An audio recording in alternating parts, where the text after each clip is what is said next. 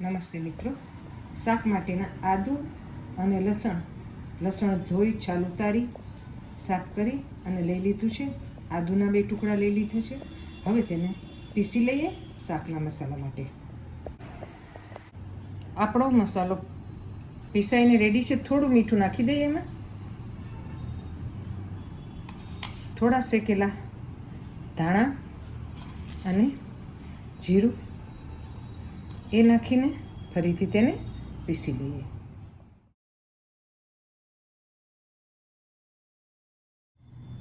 આપણો વાટેલો મસાલો તૈયાર છે. હવે તેમાં થોડું મરચું અને હળદર ઉમેરીને ફરીથી થોડું વાટી લઈએ. મિત્રો, આપણો મસાલો એકદમ સરસ પીસાઈ ગયો છે. થોડી મહેનત પડે છે, પણ આ મસાલાથી આપણે જે શાક બનાવી છે એકદમ ટેસ્ટી બને છે.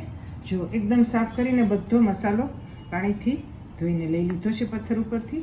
તો તમે પણ આ રીતે બનાવો. થોડીક મહેનત લાગશે, પણ મસાલો એકદમ ટેસ્ટી બનશે. તુરિયાને ધોઈ અને છાલ ઉતારીને રાખ્યા છે અને ચાખી લીધા છે. ઘણીવાર તુરિયા કડવા નીકળતા હોય છે, તો આપણું બનાવેલું શાક બગડી જવાનો ડર રહે છે. એટલે શાક બનાવતા પહેલાં તુરિયાને ચાખીને ત્યારબાદ જ તેનું શાક બનાવવાનું. શાક માટે તેલ મૂકી દીધેલું, 2 પાવરા તેલ લીધેલું છે. હવે મેથી નાખી દઉં. મેથી થઈ જાય ત્યારબાદ રાઈ નાખીશ. મેથી બરાબર થઈ ગઈ છે.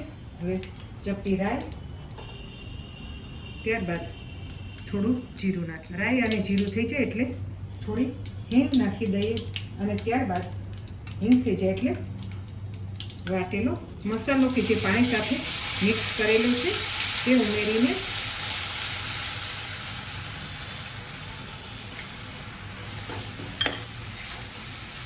પાકવા દઈએ. તેમાંથી થોડું તેલ છૂટું પડે ત્યાં સુધી મસાલાને મિક્સ કરતા રહીએ અને પાકવા દઈએ. ત્યારબાદ શાક ઉમેરીશું. મસાલો બરાબર પાકી ગયો છે. હવે તેમાં સમારેલા તુરિયા ઉમેરી દઈએ.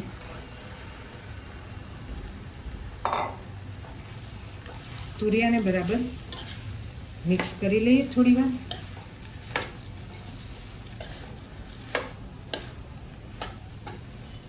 આપણું શાક બરાબર સંતળાઈ ગયું છે. હવે તેમાં થોડું ગરમ કરેલું પાણી ઉમેરી દઈએ અને ગેસને ધીમો કરી દઈએ. પાણી થોડું ઉમેરીને શાકને મિક્સ કરી લઈએ.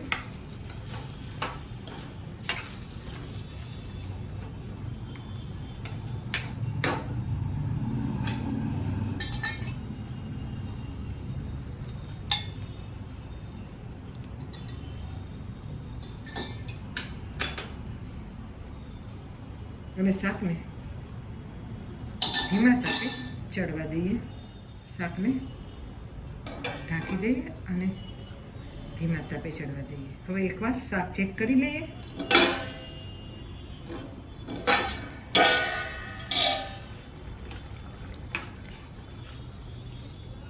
શાક રેડી થઈ ગયું છે.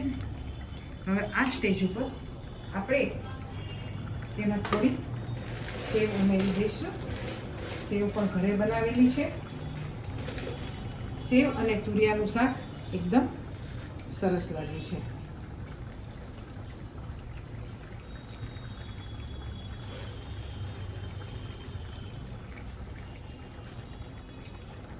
તમારે થોડું વધારે તીખું ખાવું હોય તો રતલામી સેવ પણ ઉમેરી શકો છો. મેં અહીં ઘરની બનાવેલી સાદી સેવ ઉમેરેલી છે. હવે તેને ઢાંકીને 2 મિનિટ માટે રહેવા દઈએ.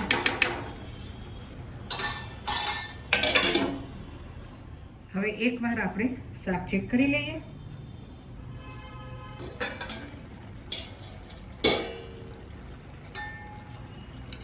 શાક એકદમ રેડી છે. તેલ છૂટું પડી ગયું છે. આ સ્ટેજ પર આપણે અડધા લીંબુનો રસ ઉમેરી દઈએ. તેને મિક્સ કરી લઈએ થોડુંક અને કોથમીરથી ગાર્નિશ કરી દઈએ. તો મિત્રો, આપણું તુરિયા અને સેવનું શાક તૈયાર છે. આ શાકને તમે ગરમા ગરમ ફુલકા, ભાખરી અથવા તો બાજરી કે જુવારના રોટલા સાથે ખાઈ શકો છો. ફરી મળીશું નવા વિડીયો સાથે. ધન્યવાદ મિત્રો વિડીયો જોવા બદલ. હવે શાકને ઢાંકીને થોડી વાર સીજવા દઈએ અને ગેસ બંધ કરી દઈએ. આવજો.